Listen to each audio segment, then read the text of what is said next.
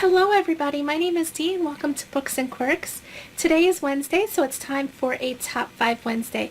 I didn't do this last week because I really couldn't think of many videos that I wanted to shout out that I've made because I've only done this for a short time. So I kind of skipped that Wednesday, but I will do this week because it is a fun topic.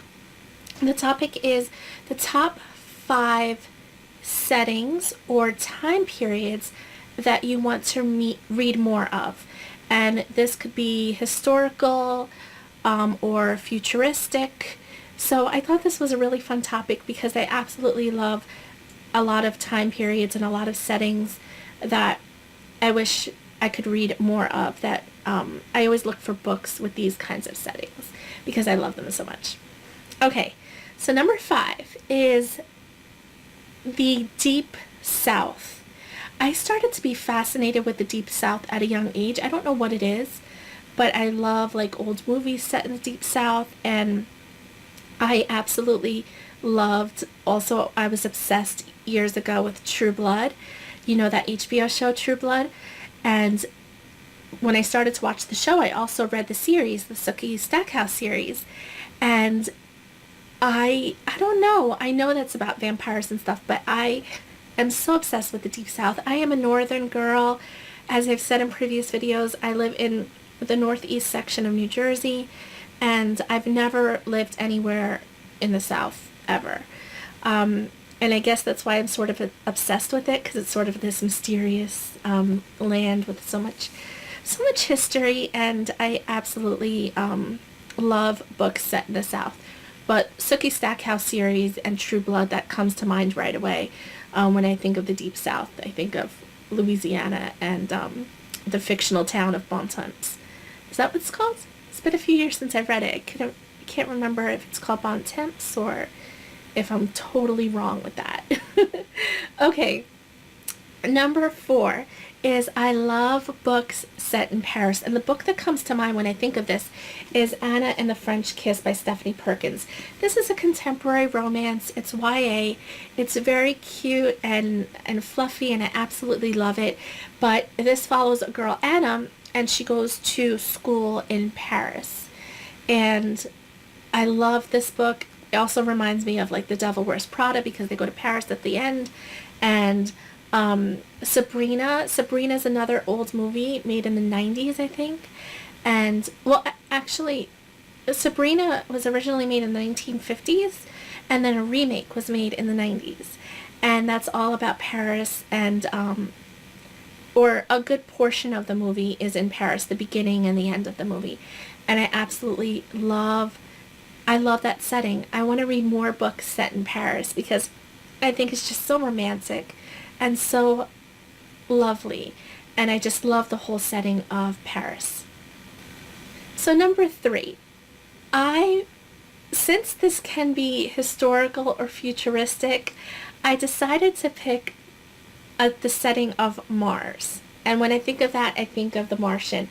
I have recently been on like a futuristic science fiction kick, and I love The Martian. I also have talked about Red Rising and that whole trilogy, and a good portion of that is set in Mars. And I absolutely am fascinated by other planets. Maybe I should label this other planets, just not Mars in particular. But for number 3, I'm going to pick Mars because I think it's just so fascinating. The prospect of, you know, cultivating or creating a life for yourself on another planet. I think it's really out there and really super cool. Number 2 is a time period, and it's the 1920s. And I picked out another book that is set in this era, and that is The Diviners by Libba Bray. I absolutely love historical fiction. It's one of the many genres that I love, and The Diviners is a wonderful YA book. It's set in the 1920s in New York City, which was, you know, if you're a history buff like me, you know that was the flapper era and jazz music and speakeasies and all kinds of fun. And, you know, this book portrayed it so well. It's a YA contemporary mixed with paranormal, mixed with a little bit of horror. It's a really weird book to describe, but I think it portrays the era in such a realistic manner because I've studied so much history and I absolutely love that time period. It's right before, the Great Depression hit in the 1930s. The 1920s, people were living it up, and New York City was like the center of that whole era. And I absolutely love that time period. I want to read more about it. I want to read more books set in this time period because I think it's just awesome, all around awesomeness. And finally, number one is the Victorian era. Anything set in Victorian era London, to be specific. And this book comes to mind. This is the fifth and final book in the Soulless series. It's a 5-book series. The first book is Soulless.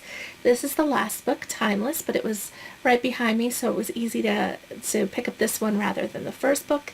But Victoria era London. Soulless, by the way, is a fantastic series. If you ever want to read like adult paranormal fantasy with some realistic aspects, this would be awesome. It's one of my favorite series. It's a comedy of manners by Gail Carriger or Carriger. Not sure how to say her last name, but it's kind of like it's just awesome. I'll speak about it in another video, but this takes place in Victoria era London, and I absolutely love that time period. It's another period of history that I am so fascinated with. And in college, I read a lot of books, even written in that time period, all throughout the 1800s. And a large majority of that time was Queen Victoria. And I love it. I can't describe. It's just a time period where, I don't know, men were gentlemen, women were ladies, and I know that sounds like anti-feminist, but I think of romance also when I think of that. And that's why I also love The Infernal Devices, which I've also talked about. I should have picked up one of those books.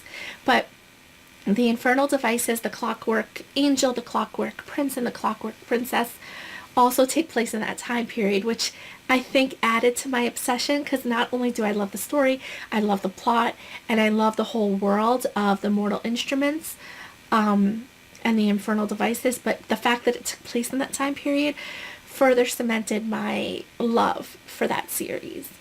And I just think, there's even some old video, because they started making videos in the late 1800s, the black and white, really grainy videos.